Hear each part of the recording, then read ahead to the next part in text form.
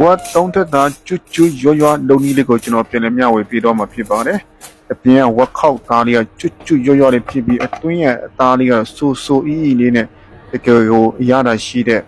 Lonely Pibarebia, Logada, Yoshinolo, Sara, Yango Yada she there. What don't that chu Johnny Pibarebia? Lonely they got a mio shibare, Puchina Dopia Medina, they got a Ludan, I don't know Medina Pibare. သူ့ကိုလည်းတချို့တွေနန်ကင်လို့လည်းခေါ်ကြပါတယ်ဗျာကျွန်တော်တော့မကင်ပါဘူးစီထဲမှာပဲကြော်ပြပါမယ်ဖြစ်ပါတယ်ကဲစလုပ်ကြအောင်ပါအရင်ဆုံးကျွန်တော်တို့အိုးလေးတစ်လုံးထဲမှာရေတန့်လေးထည့်ပါမယ်ရေလေးစူလာပြီဆိုရင်ကျွန်တော်တို့အသားမုန့်ထည့်ပါမယ်စားအနှဲငယ်ထည့်ပါမယ်ပဲငံပြားရဲ့အကြည်အနှဲငယ်ထည့်ပါမယ်ဗျာပြီးပြီဆိုရင်ကျွန်တော်တို့ဝက်ခောက်သားလေးကိုထည့်ပေးရမှာဖြစ်ပါတယ်ကျွန်တော်တို့မိနစ်30တော့ကြာအောင်ပြုတ်ပေးရမှာဖြစ်ပါတယ်မိနစ်30ပြည့်ပြီဆိုရင်ကျွန်တော်အသားလေးအားလုံး10ထုတ်ထားပြရပါမယ်အသားလေးတွေအေးသွားပြီဆိုရင်ကျွန်တော်တို့သူ့ကိုအပေါ်ရှိတဲ့အမွှေးလေးတန့်ရှင်းသွားအောင်ဒါလေးနဲ့ပြန်လေးတေချာလေးချစ်ထုတ်ပြရမှာဖြစ်ပါတယ်အမွှေးလေးတွေအားလုံးပြောင်းနေအောင်ချစ်ထုတ်ပြီးပြီဆိုရင်ကျွန်တော်တို့ခရင်ပဲဖြစ်ဓာတ်ချွန်လေးလည်းဖြစ်ဝက်ခောက်လေးတွေကိုအပေါက်ဖောက်ထားပြရပါမယ်အပေါက်များများဖောက်နိုင်နေကောင်းနေပါဖြစ်ပါတယ်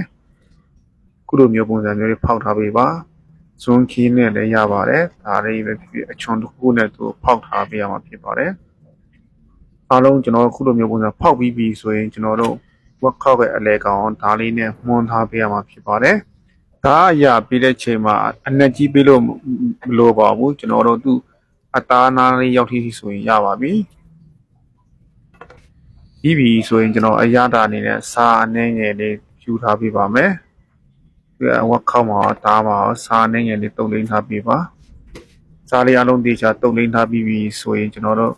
စလုံးတစ်ခုထဲမှာရှာရကာရေလေးထည့်ပါမယ်ရှာရကာလေးထည့်ပြီးကျွန်တော်ဝက်ခောက်ကိုစိမ်မှာဖြစ်ပါတယ်အနည်းဆုံး10မိနစ်15မိနစ်လောက်စိမ်ထားပေးရမှာဖြစ်ပါတယ်ဝက်ခောက်လေးတွေစိမ်ပြီးပြီဆိုရင်ကျွန်တော်သူ့ကိုနေပူလန်းထားပေးရမှာဖြစ်ပါတယ်ကျွန်တော်တို့ဒီဝက်ခောက်လေးတွေ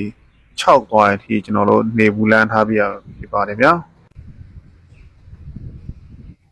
တနေ့လောက်အေးစစ်စစ်လေးလမ်းပြလိုက်ပါခုလိုမျိုးအနေထားလေးဝက်ခောက်လေး6လေးဖြစ်သွားပြီဆိုရင်ကျွန်တော်တို့သူ့ကိုစီထဲမှာထည့်ပြီးစီနဲ့ပြုတ်ပါမယ်ကြော်တာမဟုတ်ဘူးပေါ့ခုချိန်မှာကျွန်တော်မကြော်ပါဘူးစီနဲ့အောက်ကဒီလိုမျိုးမီးအေးလေးနဲ့သူ့ကိုကျွန်တော်တို့ပြုတ်ထားပြရမယ်အနည်းဆုံးနိုင်ဝက်ကနေမိနစ်40လောက်မီးအေးလေးနဲ့ပြုတ်ထားပေးရမှာဖြစ်မီးပြင်းလို့မရပါဘူးခုနေထားမှာမီးပြင်းပါနဲ့မီးအေးလေးနဲ့ဝက်ခောက်လေးတွေကမာပြီးတောင့်ပြီးဆိုရင်တော့ရပါပြီပြီးရင်သူ့ကိုကျွန်တော်အေးခံထားပေးရမှာဖြစ်ပါတယ်သူ့မျိုးမာတောင့်နေဖြစ်နေရမှာဖြစ်ပါတယ်ဒီအချိန်လေးရောက်ပြီဆိုရင်ကျွန်တော်တို့စီကိုပူပေးရပါမယ်စီဒီနေရာမှာစီတော်တော်လေးပူမှဖြစ်ပါမယ်စီပူမှာကျွန်တော်ခုလိုမျိုးဖောင်းကျွတ်ရွလေးရမှာဖြစ်ပါတယ်ကျွန်တော်ဝက်ခောက်ဘက်ကိုအရင်ဆုံးကျွတ်မြောင်ကြော်ပြီးမှအသားဘက်ကိုခဏပဲကြော်မှာဖြစ်အကြာကြီးမကြော်ပါနဲ့အကြာကြီးကြော်ရင်အသားမာတောင်းရင်ဖြစ်တော့တပါတယ်နည်းနည်းပြင်လေးတွေပဲကျွန်တော်တို့အယောင်လေးရပါရင်ဆိုရင်ရပါပြီခုနေထားဆိုရင်ရန်ကိုစားချင်ဝယ်ကောင်းတဲ့ဝက်ခောက်ကျွတ်ကြော်လေးရပါပြီဗျာအတွင်းသားလေးကအီလေးနဲ့အပြင်သားလေးကတော့ကျွတ်ရွလေးပါလုပ်ရတာလည်းအရန်ကိုလွယ်ကူရိုးရှင်းပါတယ်ဗျာလူတိုင်းလည်းလုပ်နိုင်မဲ့နည်းလေးဖြစ်ပါတယ်ဗျာတကယ်လို့မိမိကဝက်ခောက်တွေအများကြီးကြော်ထားပြီးတော့စားမကုန်ဘူးဆိုရင်အခုလိုမျိုးအနေထားမှာအေးအောင်ထားပြီးဆိုရင်ကျွန်တော်တို့အိတ်ကလေးထဲမှာထည့်ပြီးရေကတိတာအခဲခန်းထဲမှာတင်ထားမယ်ဆိုရင်လားနဲ့ချီထားခံပါတယ်ဗျာစားခံဒီမှာကျွန်တော်တို့ထုတ်ပြီးတော့စီပူနဲ့တစ်ခါပြန်ကြော်ပြလိုက်မယ်ဆိုရင်ရပါတယ်ဗျာသူ့ကိုကျွန်တော်အချင်းရည်လေးနဲ့ပဲတွဲစားကြက်တဲ့ဟင်းရွက်တွေထဲမှာထည့်ကြော်စားလေးရပါတယ်ကျွန်တော်ကတော့သူ့ကိုမနေ့ကခောက်ဆွဲလေးနဲ့မှတွဲစားတာဖြစ်ပါတယ်ရှမ်းခောက်ဆွဲလေးနဲ့စားတာပါရန်ကုန်ရတာရှိပါတယ်ဗျာ